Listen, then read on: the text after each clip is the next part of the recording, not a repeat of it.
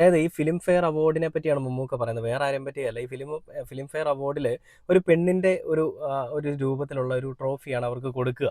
അപ്പോൾ അവൾ നിന്നത് എനിക്കൊപ്പം എന്ന് പറഞ്ഞിട്ട് ആസിഫിനെയും ബേസിലിനെയും വാട എന്ന് പറഞ്ഞുകൊണ്ട് വേദിയിലേക്ക് വിളിച്ചു വരുത്തുകയും അവരെ സ്നേഹത്തോടു കൂടി കെട്ടിപ്പിടിച്ച് നിർത്തുന്ന ഒരു സ്നേഹത്തിൻ്റെയും കരുതലിൻ്റെയും ഒക്കെ പ്രതീകമായിട്ടുള്ള ഒരു മമ്മൂക്കയാണ് നമ്മൾ ഇവിടെയും കാണുന്നത്.